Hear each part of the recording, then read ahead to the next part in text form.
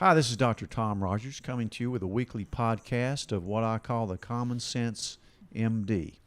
And I've got a special guest here today. He's been a longtime patient and friend, and he gave me a great idea that every once in a while we should have a podcast that we title Senior Moments. And so this is going to be the first senior moment because we're both kind of old and we're having senior moments all the time, but we have a lot in common, too, because we both study longevity. Correct. And actually, this is Donovan Duncan, a longtime patient friend, as I said. And when I first met you, it was an interesting conversation because, you know, being a functional medicine doctor, trying to find out root causes of problems and helping people age well, you were already on top of this thing because you really are the one that kind of got me into vitamins. True. When I first saw you, you told me how many vitamins you took a day, and I just couldn't believe it. And I thought, you know, to myself, well, he's just wasting a lot of money because he's peeing these vitamins out. But really, I couldn't have been more wrong. So you're just ahead of the game. And obviously, how old are you, Donovan? I'm 82.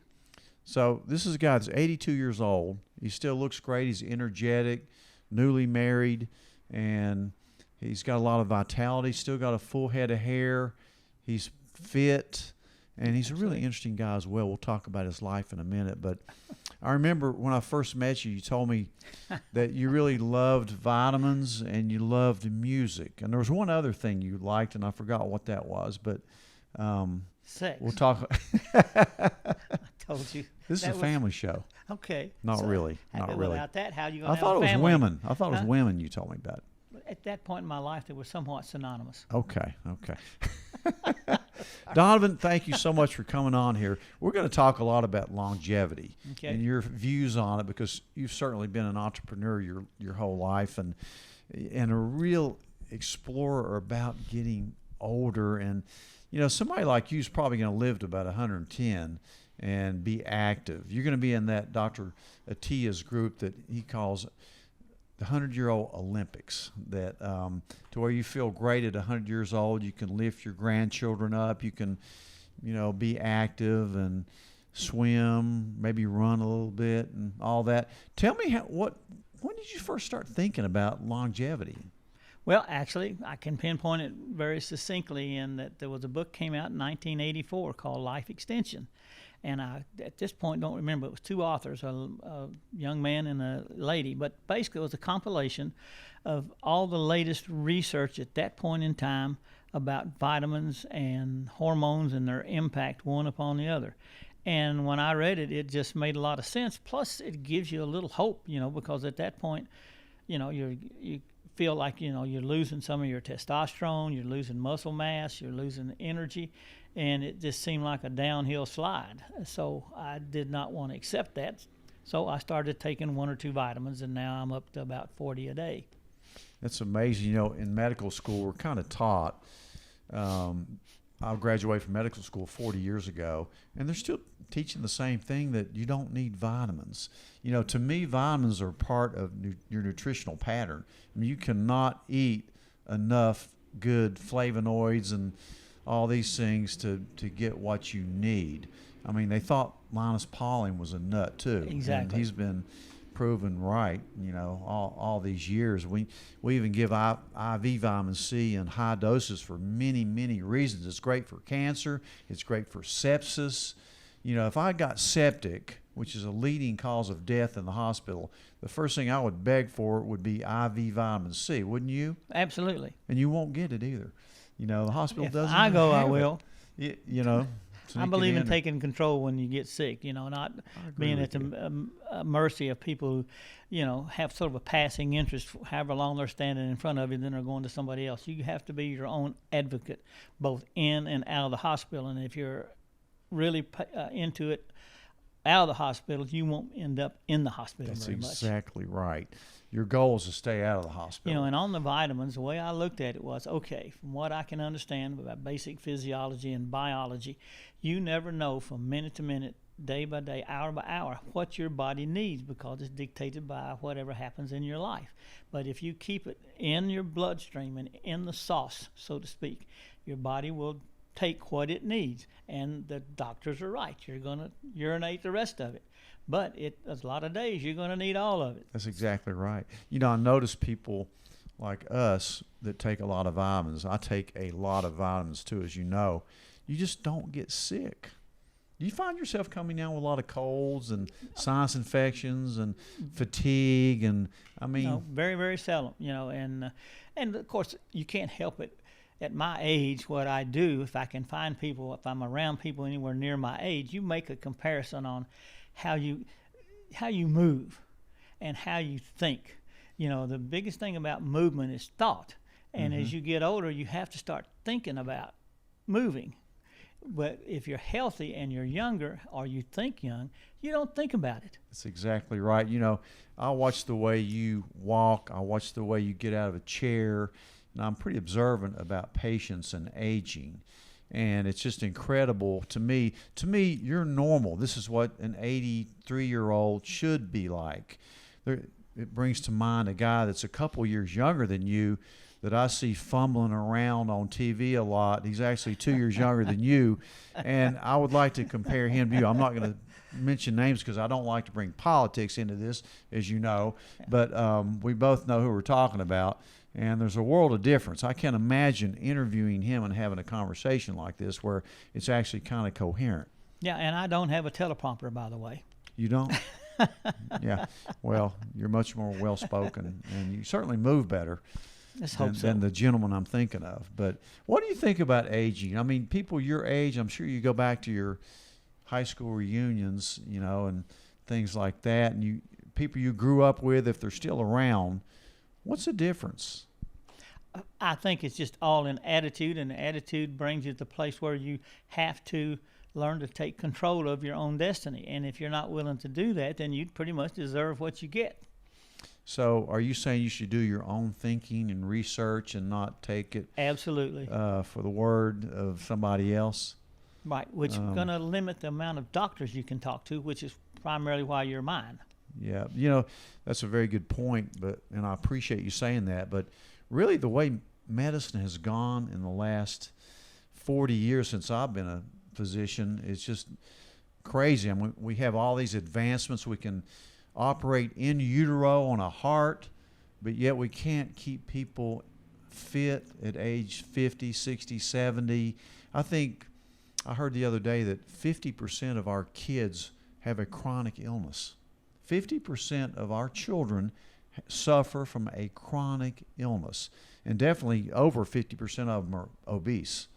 So, I mean, that's some pretty sobering thoughts. Well, and to my way of thinking, a lot of that goes right back to the parenting. I mean, if you talk to all my kids, none of which live with me anymore, obviously, I started talking to them about vitamins.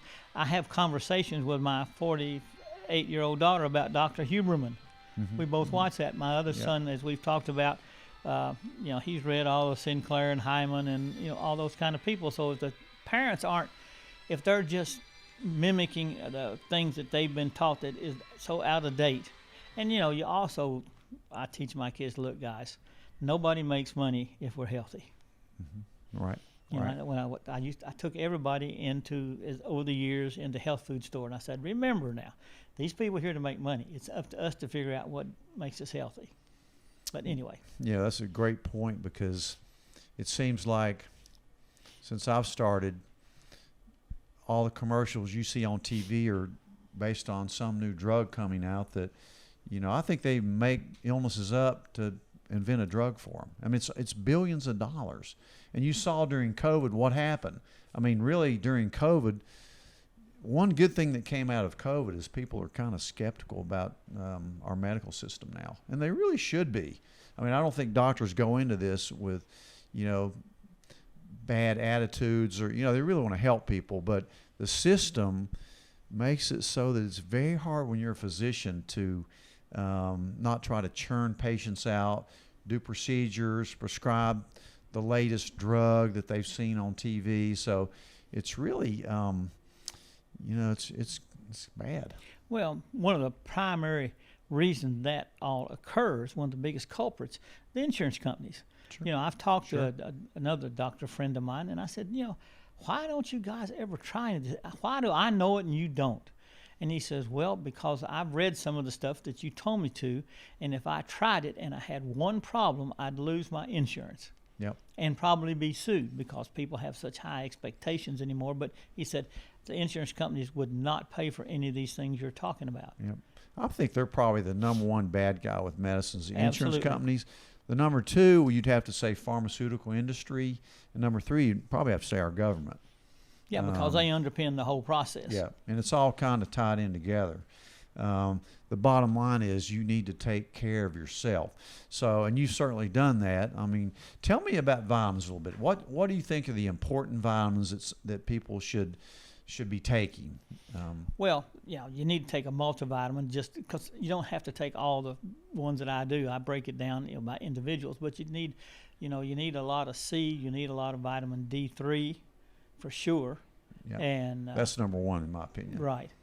So that's about the D with K. D3 D with K. Yeah. Well, and I take K with magnesium, and you just have to study because everybody here again, it's incumbent upon the individual to read, study, and then relate it to their own biology and to how you feel that day. Nobody knows any better about who you are and what you feel than you do. Exactly right. You have to be your own advocate. Yeah. Especially if you end up in the hospital, you better have yourself and somebody else very close to you that stays with you, that watches for things. Because, the leading causes of death in this country, number one is heart disease. Number two is cancer. You know what number three is? A very close third? Some infection you pick up at a hospital. No. Not really? Well, okay. Medical error. Okay.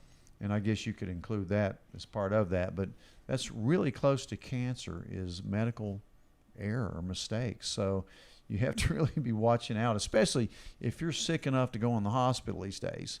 It can be a dangerous place to be. It can be a very life-saving place too, but it can also be kind of a dangerous place to be. They're understaffed, and a lot of times they're not using the latest equipment. Budget cuts, not enough nurses. You better have somebody in there with you is what I'm saying. Well, that's true. I don't know how much time we got left, but a good case in point was even with all what I did because of my genetics, my father died at 42 from a heart attack. I ended up having to have quadruple bypass. But while I was in there, I had some urology problems, and I woke up one day and there was 3 guys standing there, and they were making marks on my stomach where I would have a colostomy bag. And they had me scheduled to do that. They just made this gigantic leap without talking to me because I had the urology problem. I said, forget that.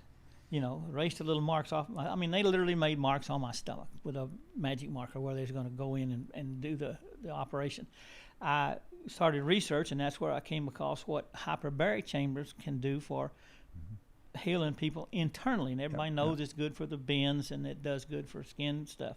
But I read that in Europe they were using it for some kind of cures and helping to accelerate things to get better internally with a hyperbaric chamber. Mm-hmm. And so I went and bought a hyperbaric chamber, a cheap one, but it works. And in about 6 months, that particular problem was gone. That is very interesting.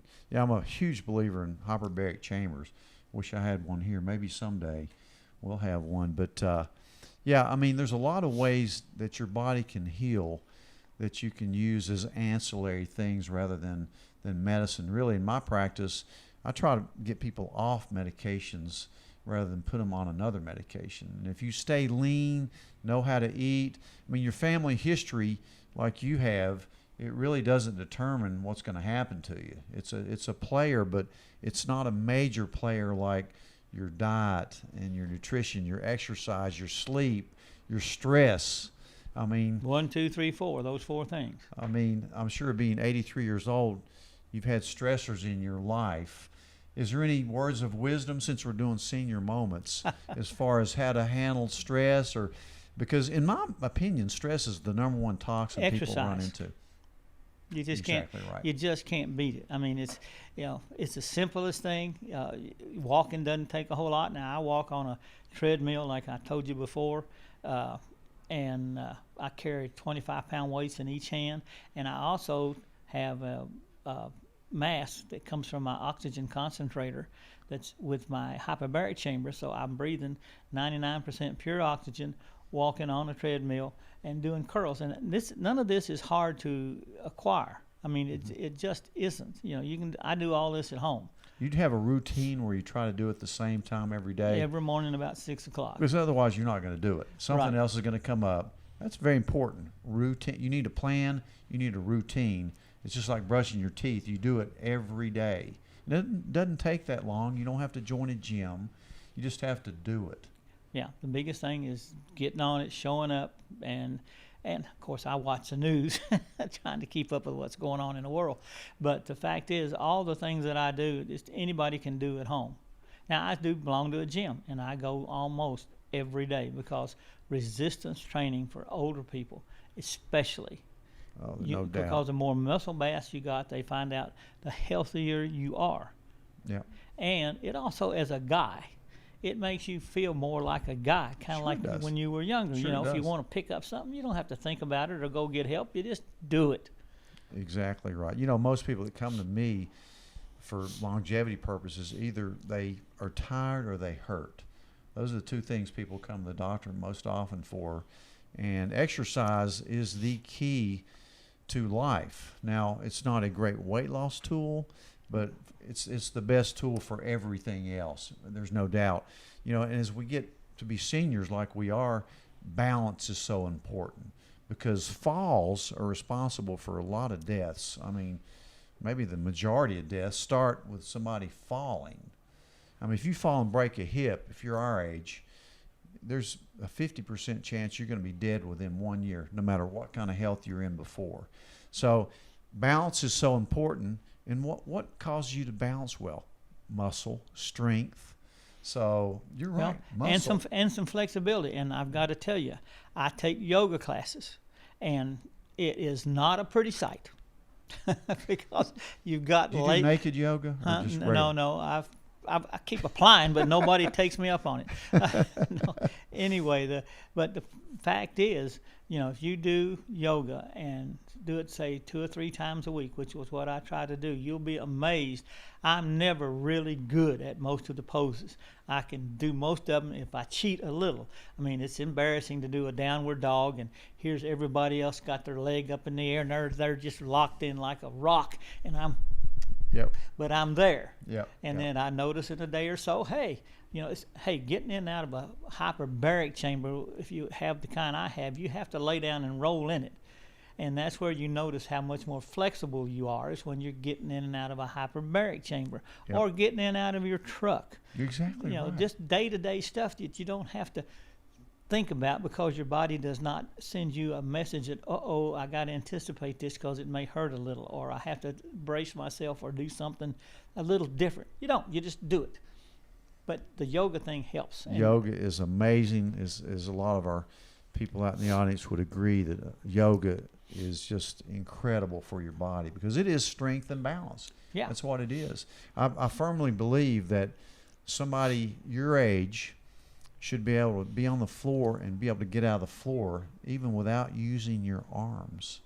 That's a goal for a lot of my patients. So when I get a new patient, I routinely check their grip strength and how long they can dead hang from a chin-up bar. And that's a very good measure of how strong somebody is. As a matter of fact, grip strength is the number one strength indicator for how long you're going to live, is how strong your grip is. I've read that in the VOX. Yep. Your ability to process oxygen. Yeah, VO2 max, and there's ways of doing those now that you don't have to go to a physiologic exercise tank and get that checked. There's very easy ways to do it now. But so a lot of the stuff with longevity, I'm really fascinated with. As a matter of fact, that's my passion, is longevity and how to live not necessarily longer, but how to feel better for a much longer period of time. Because when I see guys like you that are 83 years old that have the mind and the body and the energy that you do, it's pretty encouraging. And despite the fact that you have some family history in there that's not the greatest. I mean, true. And whatever you do, you're not going to be totally devoid of real life surprising you with different things, but your body and your mind will be better able to address them if you're healthy to the best you can be. I'm totally convinced that with the hard thing that I had, that I came back so much stronger than I would have if I hadn't been taking vitamins. Same way, by the way, I throw in another. I had a hip replacement. I used a walker for one day, a cane for 2 days, and from then on I started walking, and they were always just kind of amazed at that. Now, a little of it's attitude. I'm kind of hard-headed, but the other thing is I really think that there's a built-in resistance to your body. If you it's like putting money in a bank. You're building stuff into your body that you can draw on, and when it really, really needs it. If you feed your body the nutrients, it's gonna last a long time, because we're resilient creatures. I mean, we know how to heal. Our bodies know how to heal on their own if you feed them the right nutrients. You're exactly right. But you're a living example of it. I mean, I guess we met 20 years ago maybe, and you told me you're taking all these vitamins, and look at you now. You haven't gone down a bit. As a matter of fact, you may be better than I saw you when you were 63 years old. Well, my benchmarks are, I want to always be able to bench press, because I'm a guy, so I have a guy's kind of way of looking at things. I want to be able to bench press my body weight, which is a good reason to keep your weight down. Exactly right. So, at 180 some pounds, I'm most days I can get there for one rep. Now, can't do 10 of them like I would when I was a lot younger, but that's one of the benchmarks that I use, is being able good benchmark. Being able to handle your own body weight, and a lot of exercises you can do just with your body weight at home. That's what I do. A lot of body weight exercise, a lot of bands, push-ups, planks, pull-ups, dead hangs, farmer's walk, like you're walking with some weights. That's a great little way. We call it rucking. But all those things are great for you. All right, Donovan, we're going to have to wrap it up. There's so much more stuff I'd love to talk with you, and we will. We'll have you on again for another senior moment, if you'll come back. Of course. Yeah, give me a couple of years. All right, see you in 2 years. You'll be the same as you are now, probably Hopefully. even better. Donovan, Thanks. thank you so much. Look forward to seeing you guys next week. Thank you.